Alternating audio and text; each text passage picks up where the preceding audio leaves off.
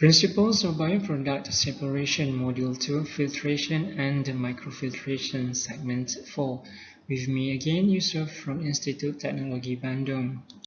Previously, we have discussed about equipment for filtration, pre-treatment methods, and general theory for filtration. In this segment, we will discuss about continuous rotary filter.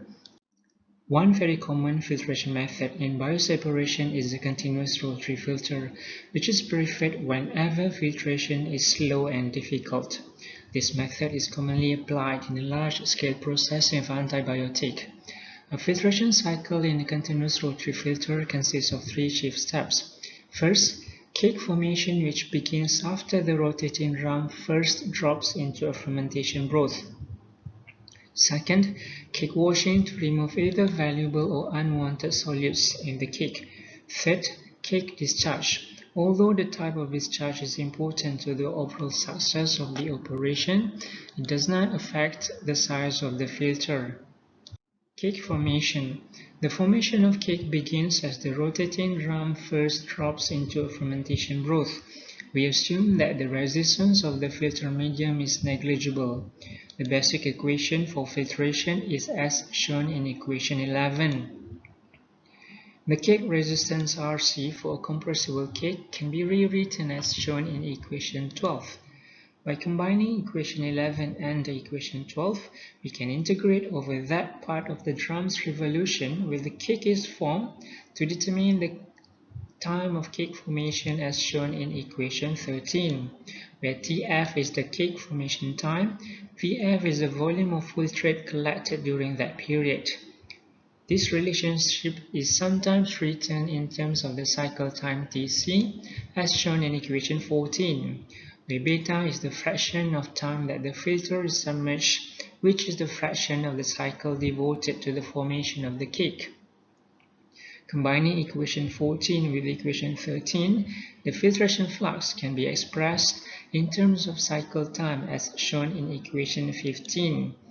We can see from the equation that the formation of cake can be altered by varying either the total cycle time Tc or the fraction of the total cycle time devoted to the formation of cake, beta.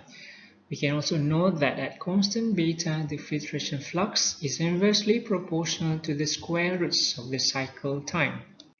Cake washing. After cake formation, the cake contains a significant amount of solute-rich liquid broth, which can be removed by washing the cake.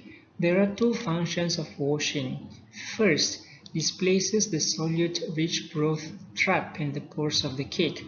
Second, allows diffusion of solute out of the biomass in the cake. Such diffusion will enhance recovery of the desired product in the biomass. There are two factors involved in the washing process. First, fraction of soluble material remains after the wash.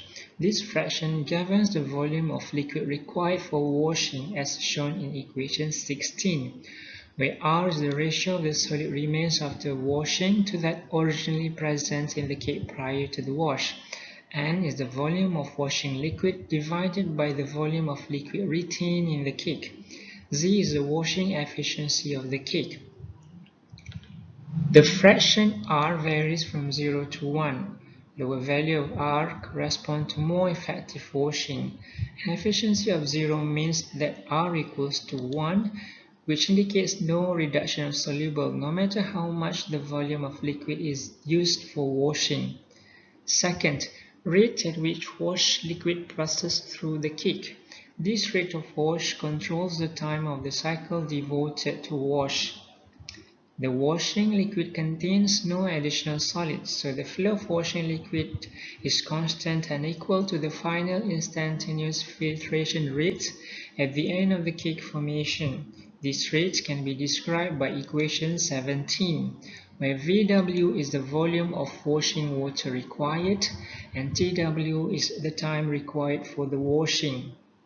Tw can be divided with Tf to obtain equation 18, where Vr is the volume of liquid retained by the cake and F is the volume ratio to the volume of the filtrate. For the next segment, we will discuss about laboratory tests. Until then, I am Yusuf from Institute Teknologi Bandung.